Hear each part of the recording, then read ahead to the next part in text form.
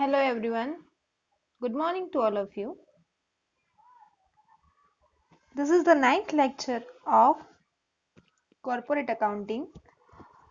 In last 8 lecture we have discussed various types of method of calculating goodwill.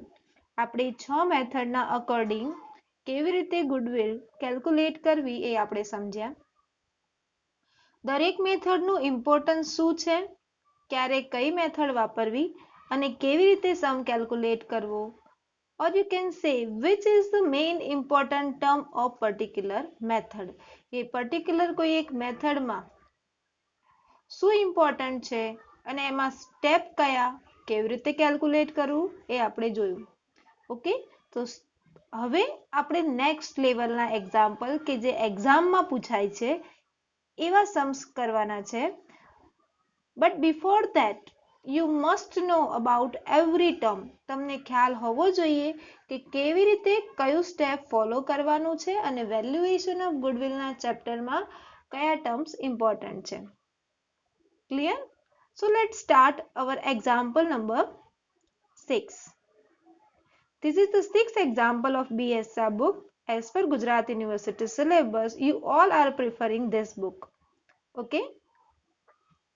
See, in this example, they have given information of Ramnath Limited as on 31st December 2011. Balance શીટમાં શું આપ્યું છે?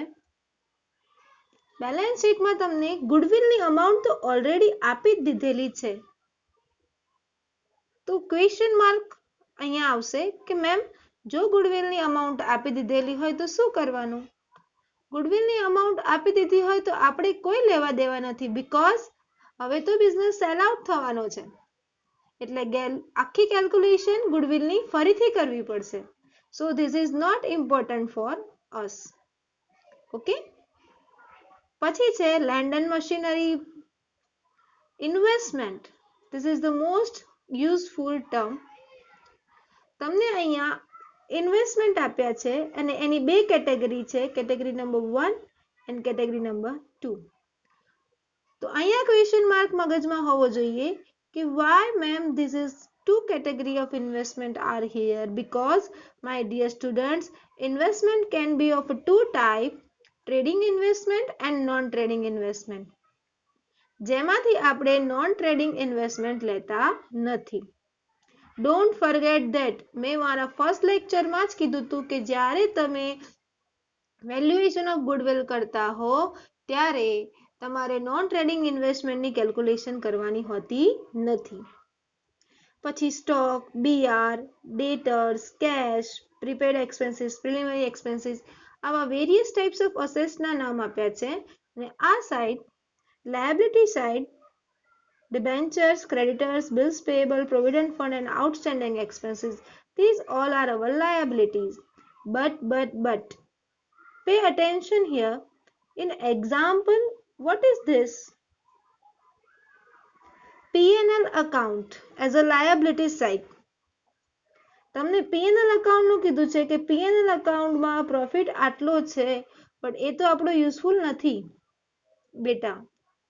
But અહીંયા શું કીધું છે? Profit for 2011. આપણો આ કરંટ યર માટે પ્રોફિટ આપ્યો છે, પણ બિફોર ટેક્સ આપ્યો છે. શું આપ્યું છે? Before tax. એટલે કે ટેક્સ કરવાનું બાકી છે, ટેક્સ માઇનસ કરવાનું બાકી છે અને ટેક્સ કેટલો છે? 50%.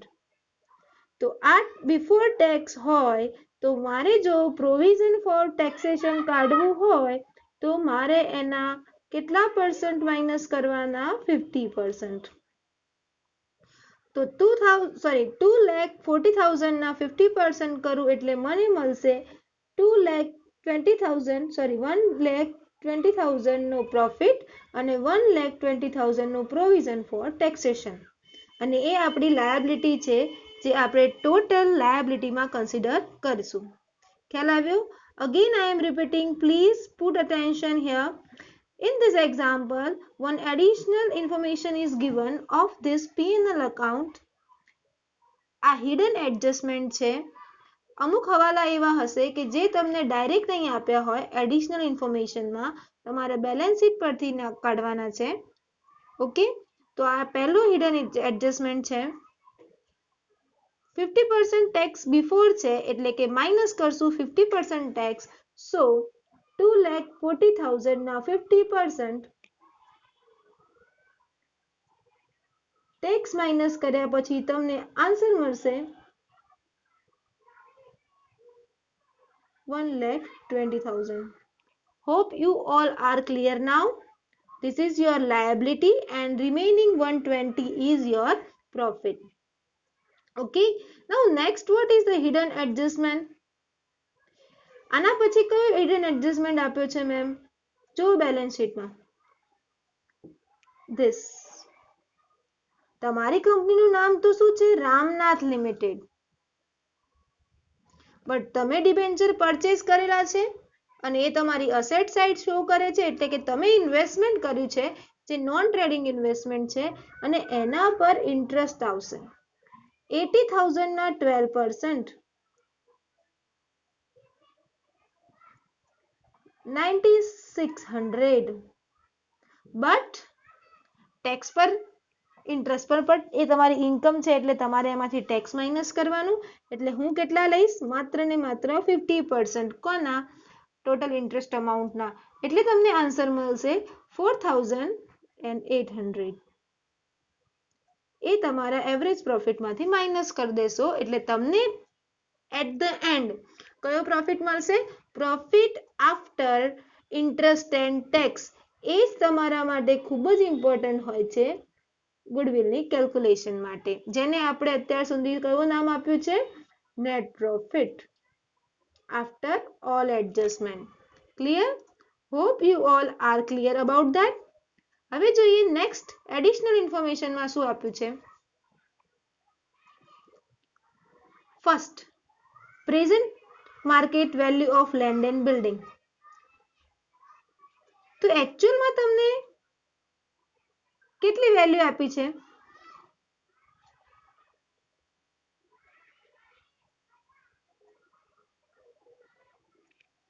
Land and બિલ્ડિંગની 230. બટ મારે લેવાની નથી. મારે કઈ લેવાની છે? જે મને એડજસ્ટમેન્ટમાં આપેલી છે. While remaining assets are to be taken at their book value. બાકીની અસેટ બધી એની book value ના અકોર્ડિંગ જ લેવાની છે. Clear first adjustment? Number 2. Expected rate of return on a capital in the class of business done by Ramnath is 12%. એટલે કે તમારો ERR કેટલો છે? 12%. Okay? Profit of the company before tax. આ જે પ્રોફિટ આપ્યો છે એ પ્રોફિટ બધો બિફોર ટેક્સ છે. તો મેમ અહીંયા તો 3 વર્ષનો ડેટા છે. માય ડિયર સ્ટુડન્ટ્સ, એક ડેટા આપણે 120 વાળો બેલેન્સ શીટમાંથી લેવાનો છે. ક્લિયર? એટલે 3 વર્ષ અને 2011 માટે હું કેટલો લઈશ? બેલેન્સ શીટનો data 120. From the above particulars, you are required to compute the value of goodwill on the basis of 4 years. એટલે મારા PY કેટલા છે? 4. On its super profit. કઈ મેથડ ફોલો કરવાની છે? Super profit. એટલે તમારા મગજમાં ક્લિયર હોવું જોઈએ માય ડિયર સ્ટુડન્ટ્સ કે સુપર પ્રોફિટ એટલે શું? Super profit is nothing but excess over average profit. Average પ્રોફિટનો જે વધારાનો પોર્શન છે એ સુપર પ્રોફિટ છે. કોના કરતા? એક્સપેક્ટેડ કરતા. But weighted average profit method પણ ફોલો કરવાની છે અને વેઇટ આપ્યા છે 1, 2, 3 and 4 year wise. Okay, this is all the information about the sum. Hope તમને બધાને સમની ડિટેલમાં ખ્યાલ આવી ગયો છે. તો let's start our sum. What we need before starting the sum? આપણે કઈ amount જોઈશે? પહેલો પોર્શન કેપિટલ એમ્પ્લોયડ જોઈશે. ક્યું? બીકોઝ અહીંયા સુપર પ્રોફિટ મેથડ કીધી છે અને સુપર પ્રોફિટ મેથડ માટે બે પ્રોફિટ જોઈએ, એવરેજ પ્રોફિટ અને એક્સપેક્ટેડ. તો એક્સપેક્ટેડ પ્રોફિટ કેવી રીતે લાવશો? કેપિટલ એમ્પ્લોયડની મદદથી. નંબર 2, ERR એટલે કે એક્સપેક્ટેડ રેટ ઓફ રિટર્ન, અને બંનેની મદદથી આ જે બંને અમાઉન્ટ છે એની મદદથી તમને શું મળશે? Expected profit. Average profit, expected પ્રોફિટની કમ્પેરિઝનથી સુપર પ્રોફિટ, અને લાસ્ટમાં ગુડવિલની કેલ્ક્યુલેશન. તો સ્ટેપ બાય સ્ટેપ આપણે કેલ્ક્યુલેશન કરશું, બટ આ તો નેસેસરી પોઈન્ટ્સ છે અને એનો આન્સર આપણી જોડે હોવો જોઈએ. તો આ પોઈન્ટ્સના આન્સર માટે આપણે પહેલા અમુક નેસેસરી કેલ્ક્યુલેશન કરી લઈએ. See how to deal with the calculation. This is the necessary calculation. First of all, I must have a capital employed. તો capital employed નો ફોર્મ્યુલા શું? Total asset minus total liability. તો ma'am total asset અને total liability કેવી રીતે લાવશું?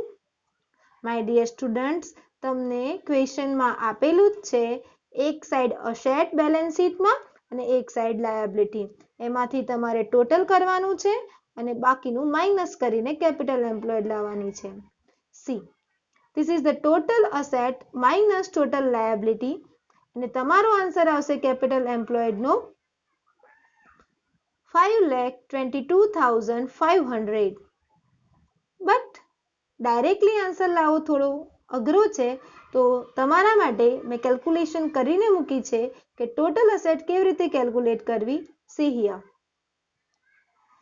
Land and building, machinery. See what I have done. Land and બિલ્ડિંગની adjustment value મૂકી છે મેં. 2,30,000 નથી મૂક્યા, 3,42,500 મૂક્યા છે. મશીનરીની એઝ ઇટ ઇઝ ઇન્વેસ્ટમેન્ટ મેં કયા લીધા છે? Just trading investment, non trading investment લીધા નથી. આ ઘડી ઘડી હું કેમ બહાર મૂકીને કહું છું? Because my dear friend, in chapter number 2 આ કોન્સેપ્ટ ખૂબ જ કામનો છે. Trading assets, trading investment and non trading investment. એટલે વેલ્યુએશન ઓફ ગુડવિલ વાળા ચેપ્ટરમાં તમારે જસ્ટ ટ્રેડિંગ ઇન્વેસ્ટમેન્ટ જ લેવાના છે, નોન ટ્રેડિંગનું ઇન્વેસ્ટમેન્ટ લેવાનું નથી. ક્લિયર? આફ્ટર ધેટ બધી વેલ્યુ એઝ ઇટ ઇઝ મેં મૂકી દીધી છે પ્રિપેર્ડ એક્સપેન્સીસ સુધી, અને આ ટોટલ અસેટ. લાયબિલિટી સાઇડ આ તમારો hidden adjustment. Okay, it's a star point for this sum, અને આવા સમ માટે એક સ્ટાર પોઈન્ટ છે. મોસ્ટ ઓફલી દરેક સમમાં આ વસ્તુ રિપીટ થતી જ હોય છે. ક્યાંથી લાવ્યો મેમ? બેલેન્સ શીટમાં તમને જે પ્રોફિટ આપ્યો હતો 2011 નો, એના મેં 50% ટેક્સ માઇનસ કર્યા, અને એ મારી ટેક્સ લાયબિલિટી છે એટલે અહીંયા લાયબિલિટીમાં લખ્યું, અને બાકીનો પ્રોફિટ 120 એ મારો એવરેજ પ્રોફિટ છે 2011 માટે. Hope you all R clear here. Okay. Debenture, creditors, bills receivable, provident fund and outstanding expenses. So this is all thing about total liability. અને મેં અહીંયા amount મૂકી દીધી છે. અને જો my dear students તમને આ કેલ્ક્યુલેટ કરતા નહીં આવડે તો તમારી accurate capital employed નહીં આવે. Now my capital employed point is clear. Step number 1 થી આપણે સ્ટાર્ટ કરીએ solution. Step number 1, weighted average profit method. મેં કેમ અહીંયા વેઇટેડ એવરેજ પ્રોફિટ લખ્યું? બીકોઝ આ સમમાં તમને એવરેજ પ્રોફિટ નહીં પરંતુ વેઇટેડ એવરેજ પ્રોફિટથી કેલ્ક્યુલેશન કરવાનું કીધું છે. અહીંયા વેટના અકોર્ડિંગ 1 2 3 4 એમ કરીને વેટ મૂકીને તમારે સમ સોલ્વ કરવાનું છે. સો કેલ્ક્યુલેટ કરીએ. Weighted average profit is equal to 10,75,000 divided by 10. આ તો મેં ડાયરેક્ટ આન્સર મૂક્યો.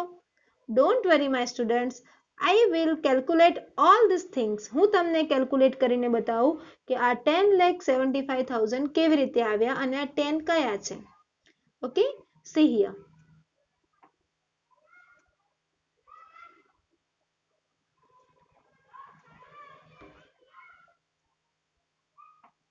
This is the chart of average profit method. Year wise में डेटा लख्यो. આ તમને બુકમાં આપેલો છે. ઓકે, મેં શું કર્યું? ફર્સ્ટ યર લખ્યું, બુકમાં આપેલો પ્રોફિટ લખ્યો, અને મને બેલેન્સ શીટના ડેટા પરથી ખબર પડી કે આ profit before interest and tax છે, તો મારે 50% ટેક્સ માઇનસ કરવો પડે. તો મેં અહીંયા 50% ટેક્સ લખ્યું, અને આમાંથી આ માઇનસ કરું તો આ મળશે. અને આ શું છે my dear students? PAT, profit after tax. Profit after tax ને પછી મેં વેટ જોડે મલ્ટીપ્લાય કર્યું, જે બુકમાં આપેલું જ છે વેટ 1 2 3 4. મલ્ટીપ્લાય કરીને મેં વેઇટેડ એવરેજ પ્રોફિટ લાવ્યો, અને મારું ટોટલ આન્સર આવશે 10,75,000. એને મેં ટોટલ વેટ જોડે ડિવાઈડ કર્યું, અને આન્સર આવ્યો મારો આ. બટ હજુ પણ ક્લિયર નથી મેમ, આ આન્સર મારો સાચો છે? ના, આ હજુ 50% પ્રોફિટ છે. તમે હજુ પૂરેપૂરી કેલ્ક્યુલેશન કરી નથી. ક્યું? કારણ કે માય ડિયર સ્ટુડન્ટ્સ, તમારે આફ્ટર એડજસ્ટમેન્ટ પછીનો પ્રોફિટ જોઈએ. તમારો આ પ્રોફિટ તો વેઇટેડ એવરેજ આવી ગયું, પણ માઇનસ પ્રેફરન્સ શેર ડિવિડન્ડ બાકી છે. એ કેવી રીતે આવ્યું? તમને બેલેન્સ શીટમાં ડિવિડન્ડ આપેલું નથી, પણ પ્રેફરન્સ શેરના આગળ તમને ડિવિડન્ડનો રેટ આપેલો છે, એની અમાઉન્ટ જોડે મલ્ટીપ્લાય કરશો એટલે 25,000 આવશે. ઓકે, અને પ્રેફરન્સ શેર ડિવિડન્ડ તો કેલ્ક્યુલેટ કરવું ખૂબ જ ઇઝી છે. ઓકે, અને પછી મેં માઇનસ કર્યું 4,800. આ કયા 4,800? નોન ટ્રેડિંગ ઇન્વેસ્ટમેન્ટનું ઇન્ટરેસ્ટ. કેવી રીતે કેલ્ક્યુલેટ કર્યું મેમ? ઇન્વેસ્ટમેન્ટ કેટલા હતા નોન ટ્રેડિંગ? 80,000. એના કેટલા પર્સન્ટેજ? 12%. શું આન્સર આવ્યો તો મેમ? 9600. બટ આ તો ઇન્ટરેસ્ટ ટેક્સ આપ્યા પહેલાનું છે, આ ઇન્કમ છે મારી, તો મારે ટેક્સ ભરવો પડશે, અને ટેક્સ ભર્યા પછી 50% અમાઉન્ટ કેટલી રહેશે? 4,800. અને મેં અહીંયા માઇનસ કરી દીધા. ક્લિયર? કેમ માઇનસ કર્યા એ પણ ક્વેશ્ચન હોવો જોઈએ. બીકોઝ માય ડિયર ફ્રેન્ડ, એ તમારું નોન ટ્રેડિંગ ઇન્વેસ્ટમેન્ટ છે, જે કન્સિડર કરવાનું નથી. ક્લિયર? સો મારો એકચ્યુઅલમાં સ્ટેપ નંબર 1 નો આન્સર છે 77,700 is my WAP. Okay, now move toward second point. Step number 2.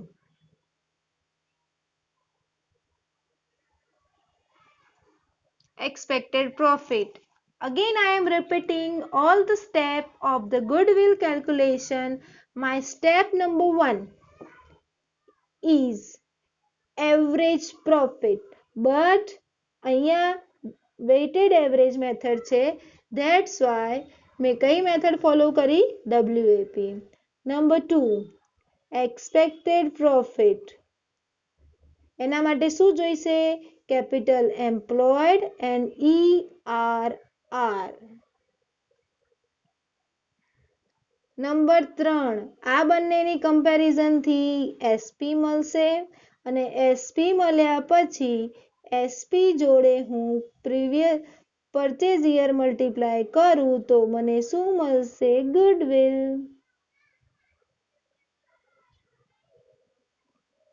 Okay, my dear students.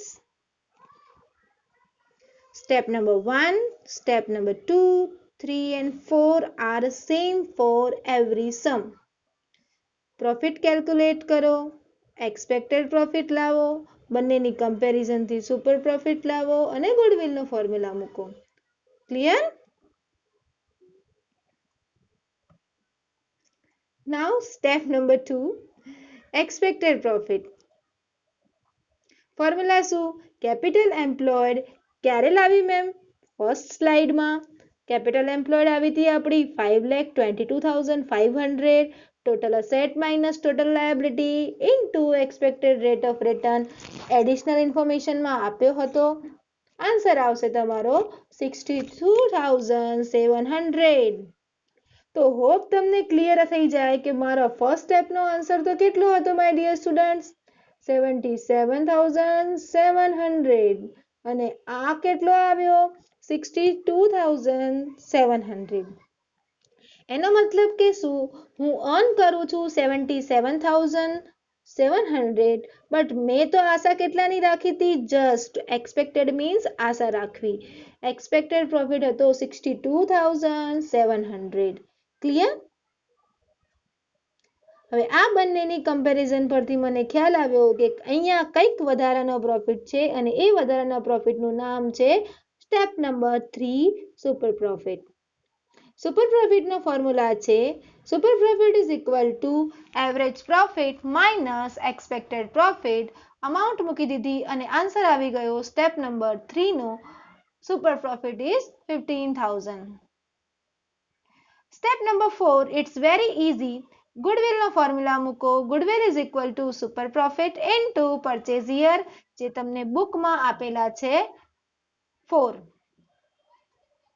Multiply કરશું સુપર પ્રોફિટ 15,000 ઇન્ટુ 4 એટલે તમારો આન્સર આવશે 60,000. આ મારો ફાઇનલ આન્સર છે ગુડવિલનો. કેવી રીતે આવ્યો? સ્ટેપ નંબર 3 લાવીને.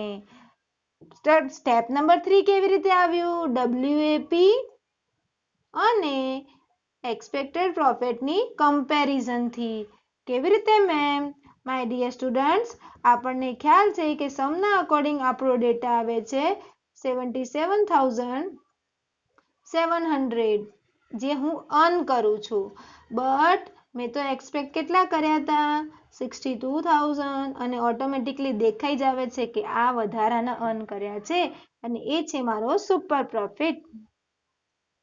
મલ્ટીપ્લાય કરો 4 યર્સ જે તમે 4 વર્ષથી સુપર પ્રોફિટ કમાવતા આવો જ છો તો આપણે સામેવાળા જોડે જે બાયર છે એની જોડે તો વધારે લેવાના ને તો 4 વર્ષની ગુડવિલ લઈશું આપણે 60,000 આપણે એની જોડેથી લેવાના છે એક્સ્ટ્રા. ખ્યાલ આવ્યો? Okay, hope you all R clear. Now focus on the summary. તો સમરી કેવી રીતે લાવવી? સમરી મીન્સ હું તમને આખો સમ રિવાઇઝ કરી દઉં છું સ્ટેપ બાય સ્ટેપ. પહેલા આપણે શું જોયું? એક્ઝામ્પલ. પહેલા તો આખો એક્ઝામ્પલ તમે સારી રીતે વાંચી લો, એના હિડન એડજસ્ટમેન્ટ છે એને સમજી લો. એ પછી 4 સ્ટેપ ફોલો કરવાના છે અને એ સ્ટેપ પરથી તમારો આન્સર આવશે. WAP કેમ લખું છું? ફરી રિપીટ કરું માય ડિયર સ્ટુડન્ટ, આપણને આ સમમાં વેઇટ વાળો પ્રોફિટ માંગ્યો છે એટલે. બીજું સ્ટેપ છે એક્સપેક્ટેડ પ્રોફિટ. એના માટે મારે જોઈએ બે અમાઉન્ટ CE અને ERR. તો આ CE તો મેં તમને સ્ટાર્ટિંગમાં જ કેલ્ક્યુલેટ કરીને બતાવી દીધું. શું હતું? Total asset minus total liability. આ બુકમાં આપેલું જ છે @12%. Okay, clear? Step number 3 super profit. Step number 1 minus step number 2 જે એક્સ્ટ્રા અમાઉન્ટ આવશે એ મારો શું છે? Super profit. અને ગુડવિલનો ફોર્મ્યુલા મૂકો. સ્ટેપ નંબર 3 નો SP ઇન્ટુ પરચેઝ યર એટલે મારો સમ પૂરો. Hope you all are understanding well. અને બની શકે તો સમની પ્રિપેરેશન તમારી બુકમાં કરવી. જસ્ટ સ્લાઇડ શો કરીને સ્લાઇડ્સ જોઈને ભણવાની આદત ન રાખતા તમે તમારા નોટબુક પ્રિપેર કરજો. કોઈ ક્વેશ્ચન આવે, કોઈ પણ ક્વેરી આવે તો મને કોમેન્ટ સેક્શનમાં પૂછી શકો છો. If you like my explanation, you can like the subscribe channel. Okay, see you soon. My dear students, stay home, stay healthy.